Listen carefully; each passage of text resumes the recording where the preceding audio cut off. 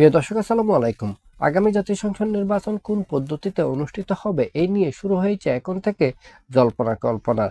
একমাত্র বিএনপি ছাড়া অপরাপর রাজনৈতিক দলগুলো, বিশেষত বাংলাদেশ জামায়াত ইসলামী, ইসলামী আন্দোলন বাংলাদেশ এবং বাংলাদেশের কমিউনিস্ট পার্টি সহ অপরাপর রাজনৈতিক দলগুলোর পক্ষ থেকে দাবি জানানো হচ্ছে আগামী জাতীয় সংসদ নির্বাচন সংখ্যানুপাতিক পদ্ধতিতে করার জন্য।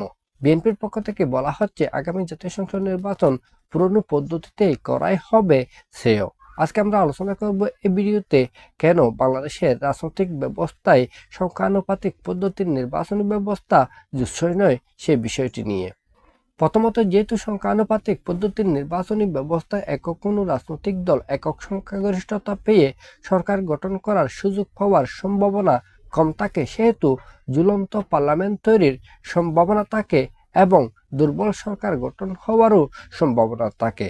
আমাদের মতো উন্নয়নশীল দেশগুলোতে যদি ঝুলন্ত পার্লামেন্ট তৈরি হয় এবং দুর্বল সরকার গঠিত হয়, তাহলে যে কোনো মুহূর্তে পার্লামেন্ট ভেঙে যেতে পারে বা যে কোনো মুহূর্তে সরকারের পতন হতে পারে। দ্বিতীয়ত, সংখ্যানুপাতিক পদ্ধতির নির্বাচনী ব্যবস্থায় ঝুলন্ত পার্লামেন্ট তৈরি হওয়ার সম্ভাবনা থাকে, দুর্বল সরকার গঠিত হওয়ার সম্ভাবনা থাকে, সেহেতু আধিপত্যবাদী বিদেশি শক্তি, সাম্রাজ্যবাদী বিদেশি শক্তি আমাদের অভ্যন্তরীণ রাজনীতিতে হস্তক্ষেপ করার সুযোগ পায়।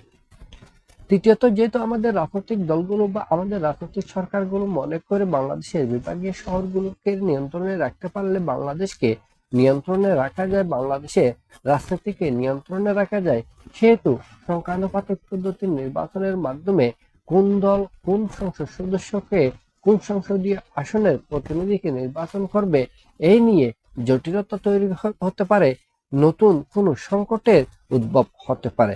এইসব বিষয়গুলোকে সামনে রেখে বিএনপি মনে হয় পুরনো পদ্ধতিতে নির্বাচন করার পক্ষপাতী এবং অপরাপর রাজনৈতিক দলগুলোর অভিমত হচ্ছে যদি সংখ্যানুপাতিক পদ্ধতির নির্বাচন হয় তাহলে সেই নির্বাচনের মাধ্যমে সংসদে বাংলাদেশের সকল জনগণের প্রতিনিধি অংশগ্রহণ করতে পারবে, বাংলাদেশের সকল জনগণের প্রতিনিধি সমান সুযোগ পাবে।